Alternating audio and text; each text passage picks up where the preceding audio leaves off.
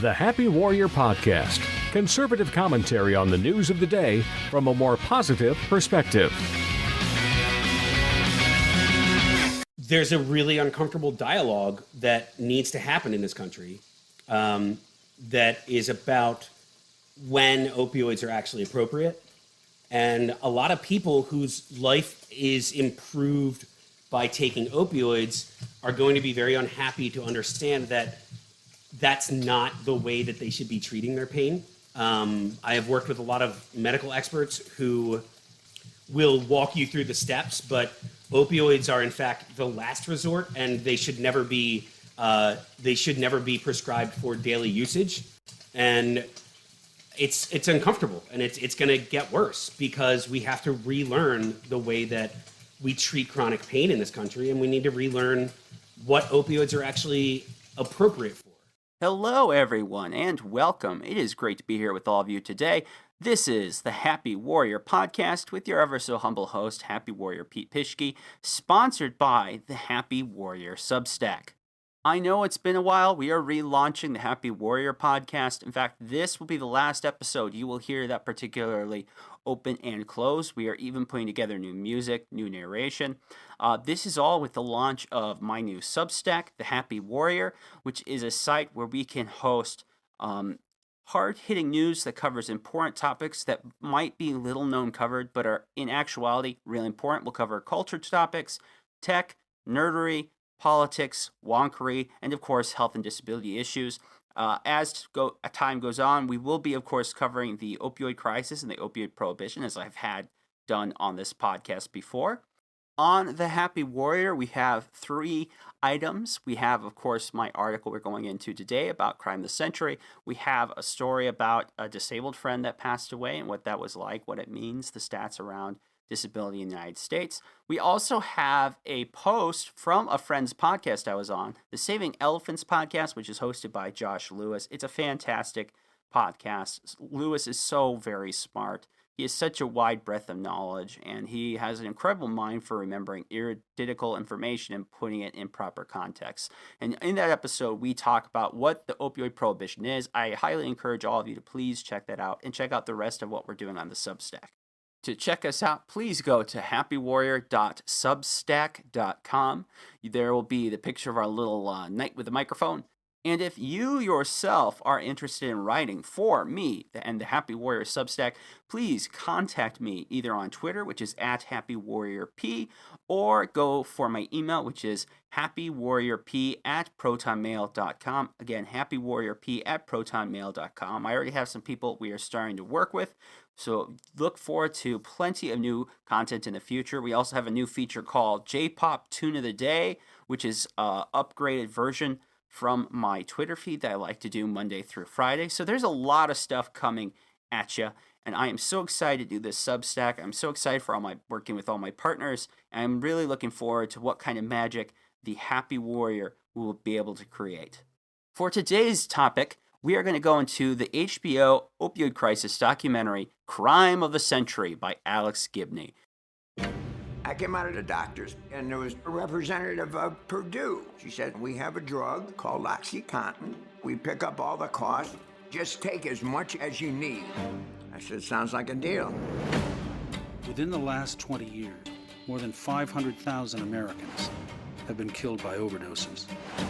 Controlled-release OxyContin would be the drug that triggered the opioid crisis. But what if we discovered that the crisis started with a crime? When we talk about drugs like oxycodone, you're talking about drugs that are essentially heroin pills. Opioid makers started to promote their opioids for common chronic pain conditions. Purdue didn't have any evidence that the drug was safe, so the company obtained the help of a medical officer at FDA. This is the first time I've ever seen this. This isn't just unethical. I think this could be illegal. Hundreds and hundreds of sales reps go out and meet with doctors and say, the FDA approved this. Big Pharma celebrated its marketing muscle, using parties to lure doctors to write scripts. This was a new drug cartel. There were drug dealers wearing suits and lab coats. Basically, here's some money, write some scripts. Yes. I'm looking at this and I'm going, clearly we're breaking the law. Purdue ends up getting pursued by the authorities. The company lied under oath. Ethics did not play a role. The companies took out their checkbooks and paid to keep the evidence hidden. You are basically telling pharmaceutical companies you have a green light to do this. It explains how America got hooked on opioids. Doctors willing to be paid to prescribe the drug, those are the people that are going to get you promoted and eventually put you in prison. The abuse exploded and spread like cancer. When you're in that much pain and you're addicted to such a high dose, you're a trap rat. When the companies didn't like that they were being held accountable, they decided to change the statute. They should be changing their behaviors, not the rules. People are dying by the tens of thousands, and their own representatives are basically selling them down the river. If you talk to people whose lives have been touched, what does matter to a lot of these people is truth.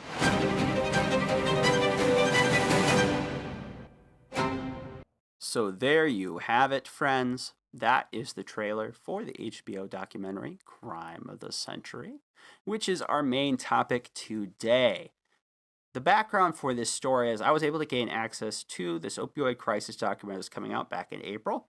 And through that, I started researching it. I met with experts. I got a hold of records and transcripts. I did interviews. And what I found was this documentary was a complete mess, and many times it moved not just from misinformation, which is mistakenly putting out bad information, to disinformation, which is purposely lying. Some things that happen in this documentary are incredibly grotesque. For example, Alex Gibney, the creator, and he does all the interviews, he manipulates family members of overdose victims, he sets them up against their former doctors, he plays with strong insinuations, he never backs up, and he outright lies about things. He uses unreliable experts, and he knows they're unreliable, and he treats them as if they are reliable. And in doing so, he once again breaks the trust of his audience. If Alex Gibney was a journalist instead of a documentarian, his career would be over. Even half of the stuff, one of those things I mentioned, would be enough to kill your career, potentially. But in the documentary world, popular narrative world, you're rewarded for such things. It isn't actually what the truth is. It's the appearance of what the truth is. That's what matters. So it's a pretty disgusting documentary, but it's very influential because it's a popular documentary made by one of the most popular documentarians in the world. Alex Gibney is huge, okay? He has the most popular Enron, Scientology documentaries. He has really popular political documentaries. He's a big name, and he carries a lot of weight. And this documentary in particular, we are already seeing its effects as it influenced those who work in politics, in law, in civil suits, medicine. We are seeing the influence coming down hard based on this narrative, which Alex Gibney played a big role in supporting and accelerating. So the story does matter, despite what other people might think. Now, a quick defining of terms. The opioid crisis, that people are usually referring to the OD deaths that really got going in 2011. Currently, we have 90,000 people dying a year. 2020 to 2021, we're looking at a 40% bump on top of that.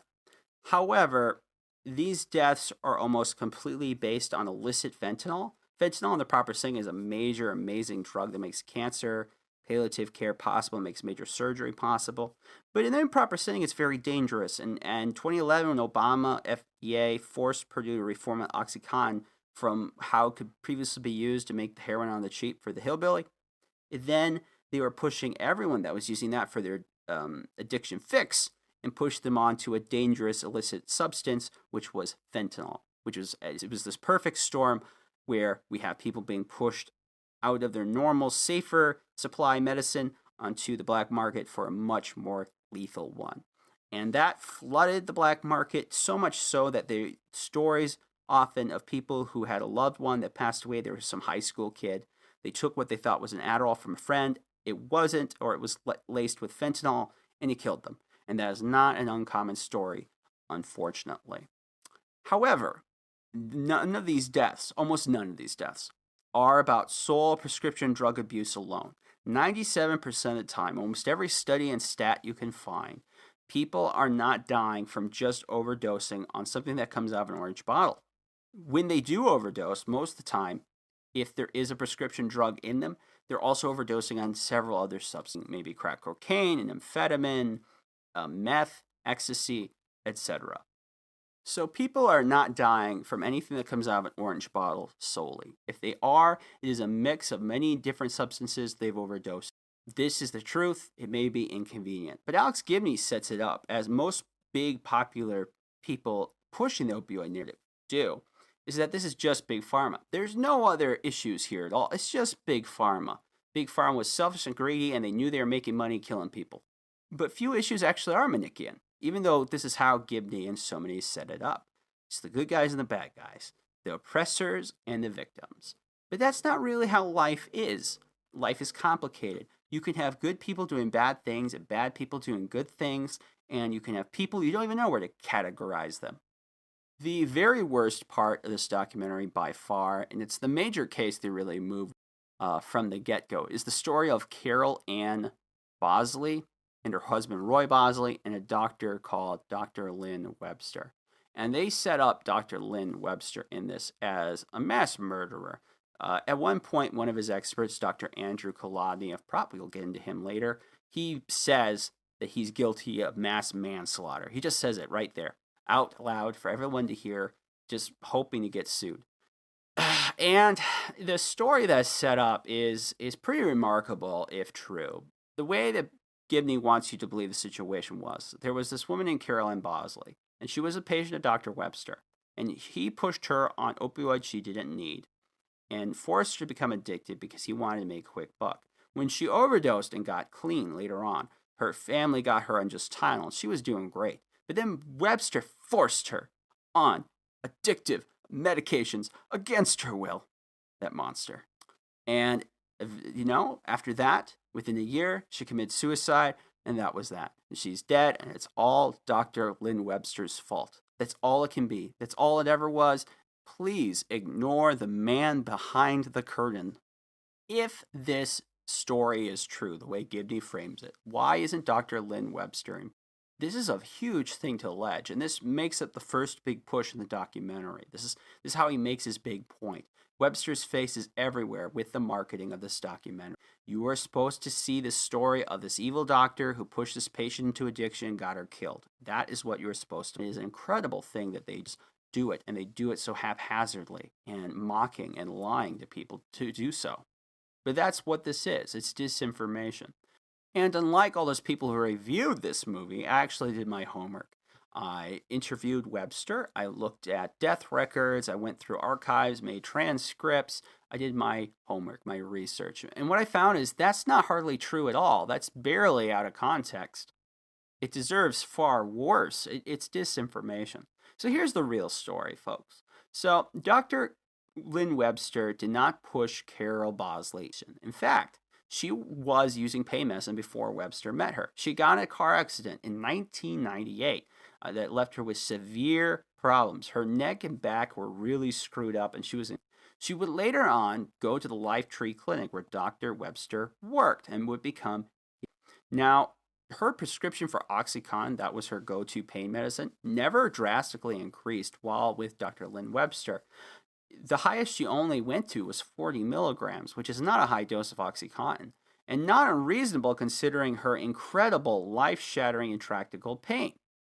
Now, records show that Carol's problem was not opioids. Her problem was sedatives, okay? She had a problem of abusing sedatives, and it was abusing sedatives on which she overdosed in 2008. It was at this point her family pushed her into rehab against her will and forced her to go cold turkey except for Tylenol.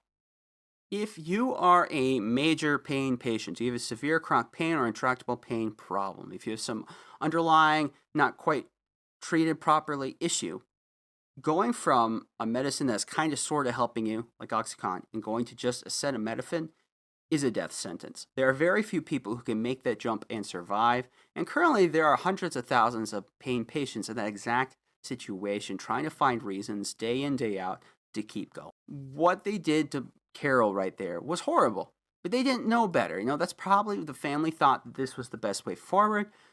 These people are from Utah. From what I can tell, I believe they're members of my same church, Church Jesus Christ of Latter-day Saints, and we have a very anti-drug view when it comes to medicine.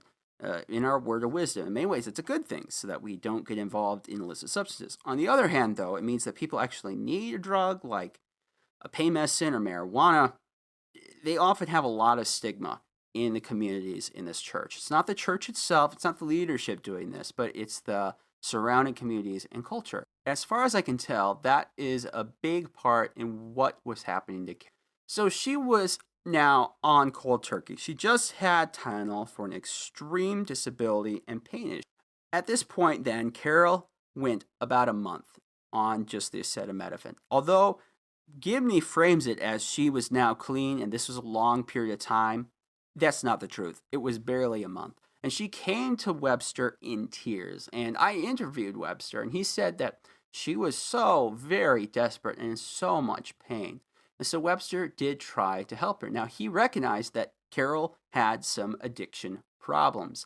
And so he did try to find safer options to help her. He installed a pain pump. He prescribed Neurontin. He tried to find options where she could still get some pain control, but it'd be less likely she would be able to abuse her medication and cause problems. Okay, this is what any responsible physician would do. You try to get them into a place where they were previously stable. You keep in mind they have addiction issues, so you try to put some safeguards there. And then you try to work back and forth with the patient and help shepherd them on through. That is what a normal, responsible physician will do.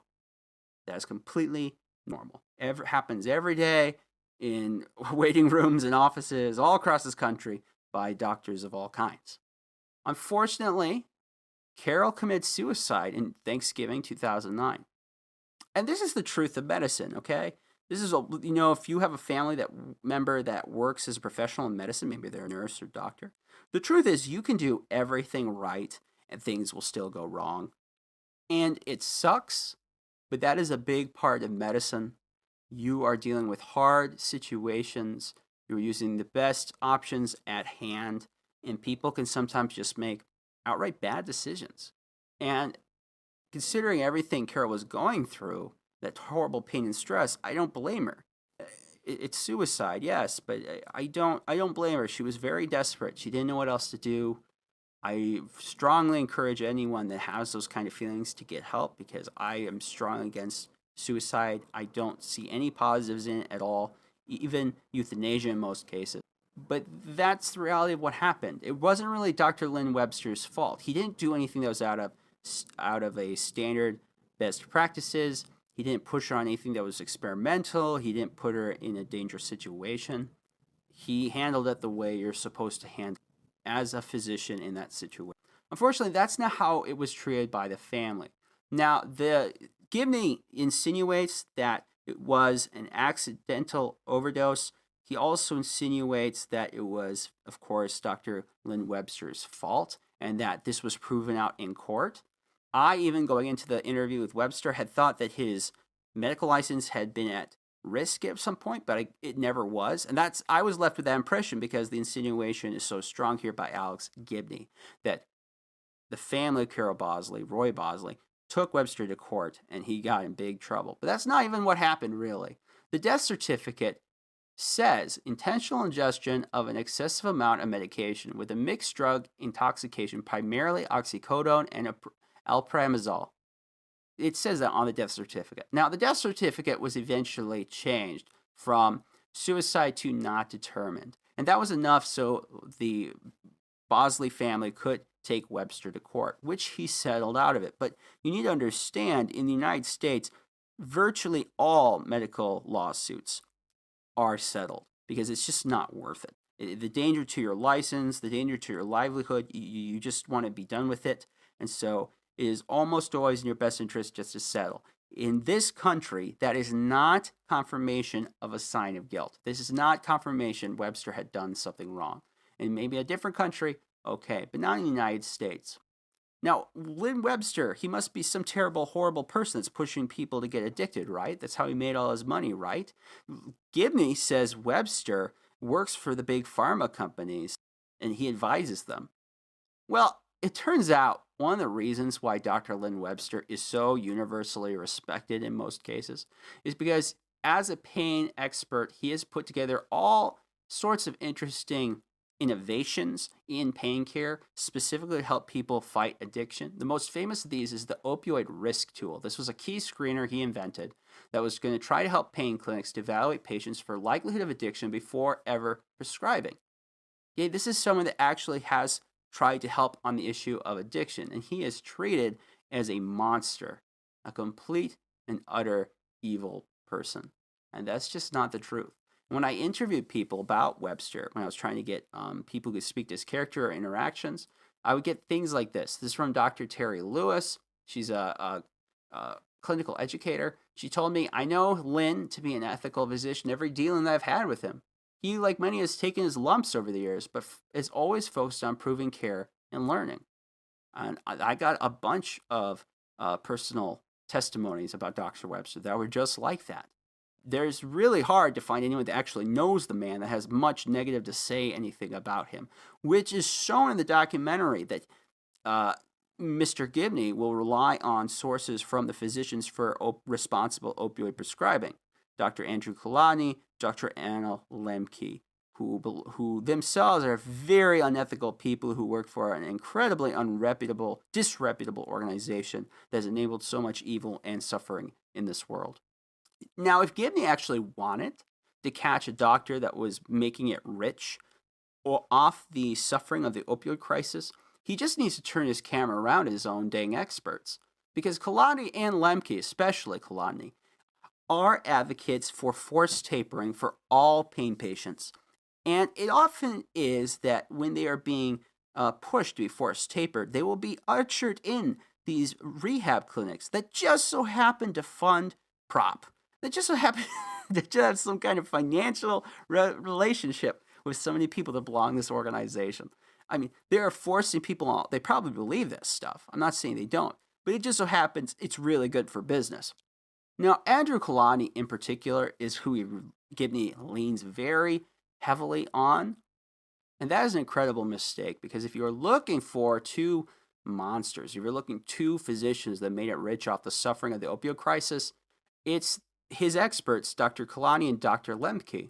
In particular, Dr. Andrew Kalani, who is one of the founders of PrOP. He was its president. He used to be in charge of an organization called Phoenix House. This is one of the biggest big rehab chains in the United States. And while he was in charge, especially in 2014, there was an investigation by the Office of Addiction Services and Supports, and Reuters wrote about this. And here's some of the highlights from that report of this addiction clinic Kalani was in charge of. There were persistent regulatory violations and resident/patient care concerns dating back several years. While according to Reuters, the regulators' findings at some or all of the 5 facilities include use of marijuana, cocaine, heroin, and other illegal drugs, sexual activity among residents, reports of violence and sexual assault, insufficient, inadequately trained or abusive staff, dirty premises, and lack security, with residents coming and going as they wished. Yikes. That is really bad. Yeah, that all happened while Mr. Kalani was in control. But it gets worse for Kalani. It turns out he has failed to disclose in significant multiple conflicts of interest on multiple occasions, especially during the Oklahoma Johnson & Johnson suit that took place just not too long ago, last year. He admitted under testimony that he was working for Nix, Patterson, and Roach, as in the powerful law firm handling the case for the state of Oklahoma. Kalani, being their expert, earned as much as $1 million or more doing so. It turns out that the physicians in the country most likely to make a killing are Gibney's experts. Oops. And by the way, this is no surprise why real legit rehab and addiction professional organizations hate PrOP. They detest Kalani. This is why the American Society of Addiction Medicine strongly opposes them, because they know these people are just disreputable hacks, and anyone with half a brain should stay 10 miles from. Unfortunately, the CDC adopted them to be some of their main authors for the 2016 CDC opioid prescribing guidelines, and it looks like that is still true in the revision happening. Now, the problem doesn't just stop with the kind of experts Gibney leans on. It doesn't stop with the garbage that he is trying to sell that's just frankly untrue. It's propaganda at best. He also relies on law enforcement experts, and he relies on some experts in law enforcement that are frankly dangerous individuals, people who are just not quite together. The biggest one of these, of course, is the guy that they got from the Washington Post, disgraced DEA agent Joseph Ranazizi. Now, you may have heard this name before if you follow chronic pain issues. He was the guy in charge of the Obama DEA Diversion Control Office. He was pushing hard to go after all parts in the chain of pharmaceutical medicine. So not just the companies that make it, but the distributors. He was kind of leading a crusade to go after these guys to stop the opioid crisis.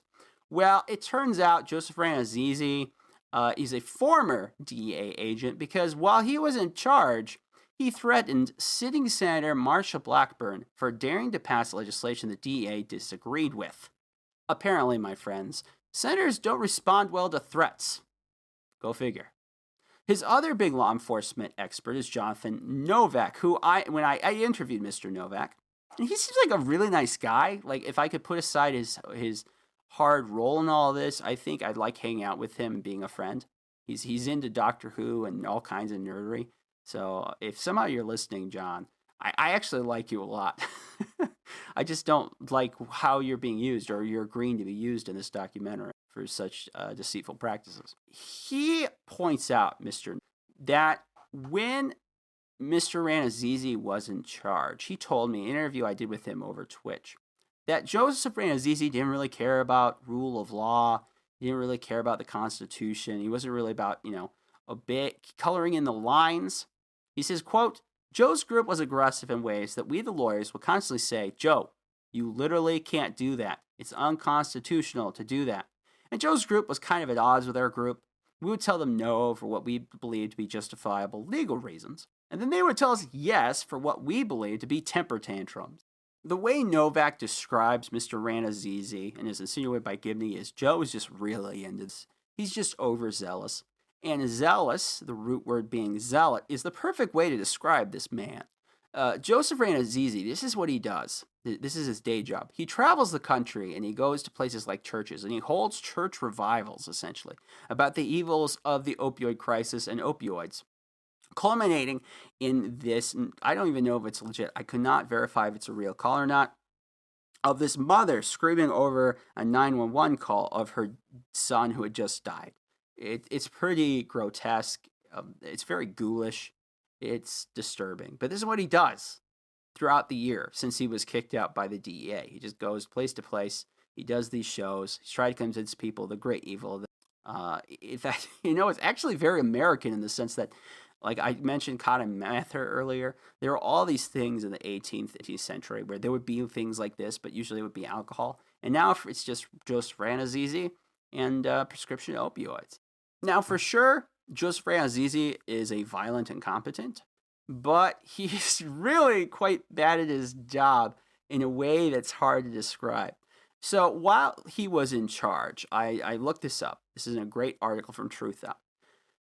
While Ranazizi was in charge of the diversion office, he admitted that his group had no way to measure whether an anti-diversion effort was working or not. He would do these things where he would make life very hard for a company that was supposed to supply opioids, or they were a medical supply chain, what have you. And he would say, you guys are causing all these problems. We're going to take you here. We're going to mess with you. We're going to go through all your stuff. We're going to find all the bad things you're in, et cetera, et cetera. They would do this, but they actually had no way to know if any of this was working. They had no way to measure if anything they were doing at the DEA did anything. That is an incredible statement to me. But that's the kind of thing Joseph Ranazizi was into. The guy's incompetent. He is happy to threaten senators. He's getting in all these kinds of troubles. He's a loose cannon, man. He's a loose cannon. Normal people do not do this stuff. Normal people do not hold opioid church revivals. That's weird. That's really weird. I don't know how else to describe it. That's just not something a healthy, mentally balanced person Now, I understand Ranazizi and Novak's concerns about OD deaths. I also am hurt by them, as any good person is. But that doesn't justify the actions they have taken here. And I will come to Novak later because he says out and out what this whole agenda is about, and it's horrifying. And as much as I like Mr. Novak and I wish him the best of luck in life, there's no way to justify that stance you're taking. It's immoral. It's arguably Nazi level kind of stuff. And any person of sound mind and moral character will not stand by that. They have to point it out. They have to push back. We just cannot be going there. Now, there's all kinds of garbage in this documentary that people who are into medicine or pain patients will likely recognize very quickly as complete gobbledygook. So some of the experts Gibney employs, including Andrew Kolodny, Patrick Radin-Keefe, and some others, they have a very weak understanding of the science of pharmaceuticals. And sometimes I wonder if they would even be able to pass a freshman chemistry class. It's pretty bad in some places. For example, they make this huge argument. It goes on for 20 minutes about how the evil Johnson and Purdue, those bastards, they would go to places like Tasmania and they would grow poppies. And they would even genetically modify those poppies so they made more of the chemical they used to make their drugs. And this goes on 20 minutes. And the obvious insinuation here is they're making super poppies so they can get people super addicted. As in, a more potent variety of poppy means that your pill somehow is going to be more potent. That is not smart thinking there. That's very dumb. It's when someone's like getting oil, when they're fracking, does that mean that the oil is more potent? We have more of this stuff around, so ergo it means whatever we're going to use is just going to be more jam-packed. I mean, that's, I guess, true of alcohol maybe, but not much else. But it's this whole thing about super poppies that's friggin' ridiculous. And that's only the tip of the iceberg. Here's some more things I like. They go with the Oxycontin more potent than morphine myth. This just isn't true because we do not measure drugs these ways. In a setting, how they choose the drug they're going to use is usually based on convenience and safety. Is this thing going to work? And can we use it so that it will fit the setting we're doing? We're not measuring Oxycontin against morphine. We're not measuring morphine against fentanyl in that sense. This is not how this is done. This is not how any of this works, as the internet would say. And the addictiveness of drug is not equal to its strength. I know some people really believe this, that the more powerful the drug, the more likely you're going to get addicted. That isn't true. The science does not back that up. So that's also a lie. But they do things like this all over the place. They will call Oxycontin, they will call them heroin pills. They'll use this term a lot. They will complain about the super poppies. They will talk about how these drugs are being made more and more powerful, kind of like how marijuana has grown in strength over the years through variations. Well, the way you take marijuana and how you make Oxycontin are way different. It does not compute. That's not how any of this works, people. But there's so much more. For example, he talks about the concepts of tolerance. Tolerance is a basic, universal, understood concept. It's scientific, medical fact. You'll build tolerance to anything you do, anything you take. You'll need more of it to get something closer to what you had. That just happens. Your body does that. They make fun of terms like hyperalgesia. Algesia is the term. It's for what is in these medicines that are dealing with your pain. Okay, they're usually full or partial opioid antagonists, and they are causing you to have an analgesic effect. They make fun of the term breakthrough pain. That is a real thing. They make fun of the term pseudo-addiction. That is a real thing again. There is a reason we use that term. It's an important term because many people notice that sometimes it's hard to tell people who are drug seeking from people who actually have a medical condition, because doctors, as much as we love them, are not mind readers. They're not mind readers. And so this was a concept that helped people understand that you need to pay attention, try to figure out which is which. They are not just all addicts. Not all of them coming to you are addicts. Some of these people are truthful, legit, worried. And sometimes even addiction and proper patient, that line is sketchy. It's blurry. Sometimes you can have someone that needs pain care and they might be an addict. That is the hard situation, the ethical situation physicians often find themselves in. They make fun of the term pain scales. pain scales were overused, but they were never wrong as a concept. There's no one saying pain scales as a concept were inaccurate. They were wrong. They were saying the way they were overused is. They do this stuff all over the place. These are only a few of the ones. They make fun of all kinds of things, and they just try to portray it as all this was made up by Big Pharma, all of it. All these very basic terms, these medical and scientific terms, these best practices, all of them were made up by Big Pharma, bro. It's ridiculous. And it's verifiably bogus, easily verifiably bogus, which shows to me if HBO did not hire someone to screen this documentary, or if they did and this is the best they could do, HBO needs to hire some new people, because this is pretty bad. It's actually kind of amazing how awful it is. Now, does Gibney ever let his audience know see, here's the other thing. He insinuates that before Joseph Ranazizi and the DEA, no one in law enforcement was doing a single thing, and they still aren't, which is really confusing because, again, on one hand, he's saying Ranazizi is this hero, this crusader. At the same time, they're saying law enforcement's hardly doing anything. Those are two different messages, but he goes with it. Except here's the thing. The DEA has implemented a deep quota cut on the opioid manufacturing quotas, causing a severe shortage not just throughout North America, but across the world, because it's not just the U.S. that uses opioids. And it's not as if DEA agents in particular are infamous for pressuring physicians without any evidence, or that, I don't know, every effort by law enforcement and government so far has incurred a patient and physician crackdown, creating legions of dead victims more as people who are on safe supply medications are pushed onto black market dirty ones. And as patients get pushed on the black market, more and more go from semi-okay patient to dead addict, which is horrific. Now, if Gibney and HBO were so inclined to check their facts, they would discover a lot of what they are reporting here is just not true, and the context they are giving is not accurate.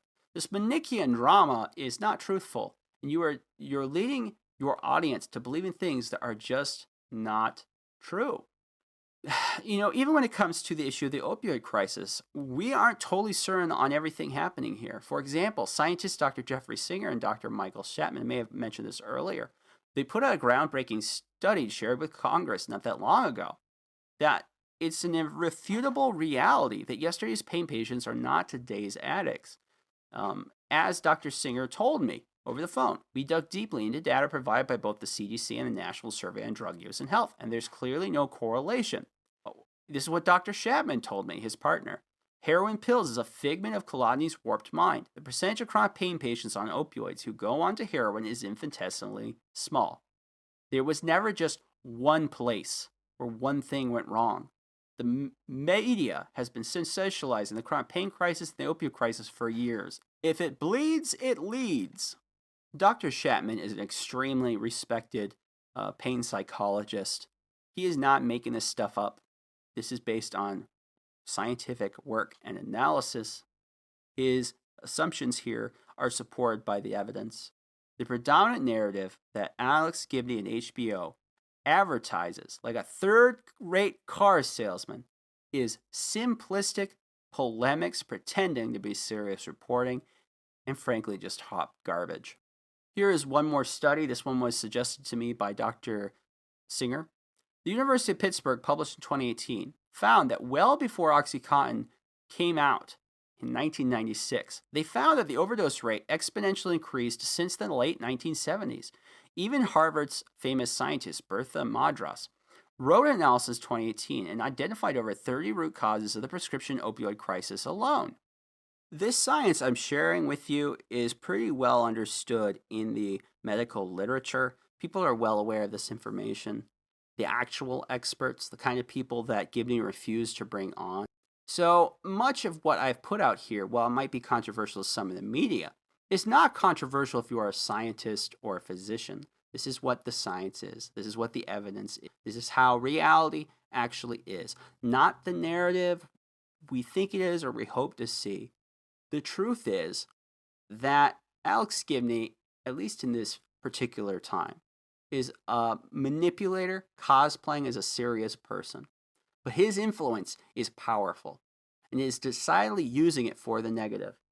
Through his documentary, he endeavors to spur on an already eager war in public health and big litigation, in our culture and more, to transform medical care for the worse. Big law firms like the type Kalani works for, that Alex Gibney is supportive of, get paid billions via public nuisance lawsuits, which by all evidence seems to be working, but does very little for those who are suffering. Almost none of that money that is coming from these lawsuits, there's a big one that just got sold for $26 billion, is actually going to end up with the people it needs to go to, because this is how it always happens with the lawyers make up the bulk of the wins, and then the money gets absorbed to big players and general budgets. That's what happens every time. It's what happened with tobacco. So it seems to me that, like, everyone stands to benefit from the crisis narrative, except for the people who most need help. The victims, those with addiction problems, and of course, American patients. The statistical reality is that opioid deaths are drastically less likely to kill you right now, despite as high as they are, than COVID, alcohol, smoking, medical errors, and more. The ultimate irony of this farce is that in its efforts to warn citizens about the danger of basing health policy on lousy science, Gibney ensures future disinformation in spades. But worst of all, my friends, what Gibney's work here really boils down to is cheerleading for prohibition. The director and his experts have expressed at multiple media events that treating chronic pain with daily opioids is the unforgivable sin. That is the original sin of this whole project, that people took pain patients' pain issues seriously and they tried to treat them as human beings worthy of kindness, compassion, and effective medical care. Novak out and out says it. Jonathan Novak, the DEA agent, told me straight up. Here's what he says.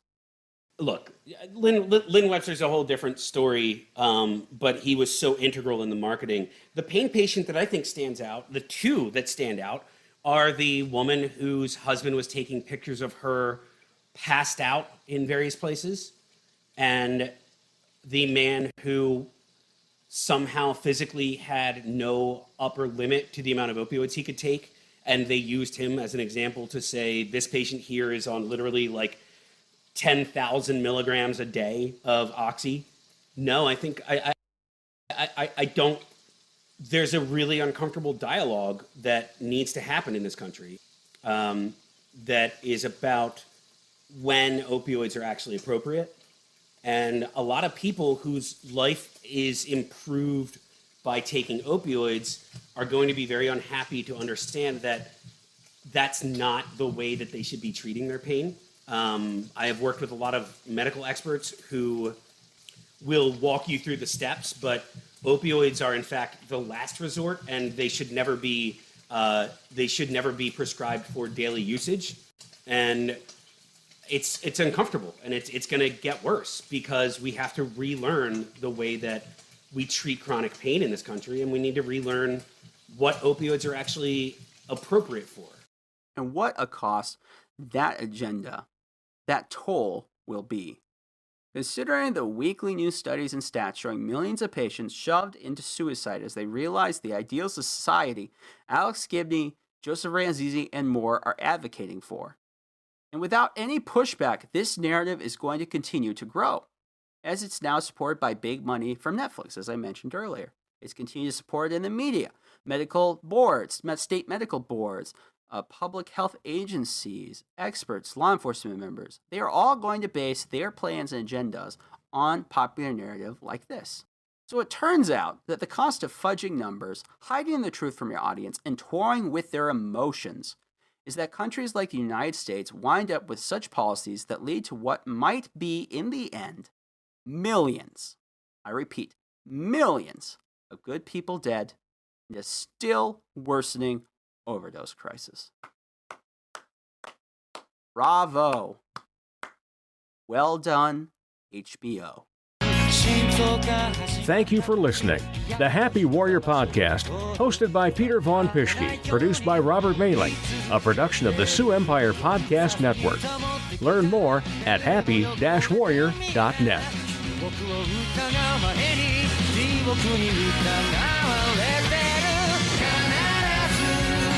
僕らは出会うだろう同じ鼓動の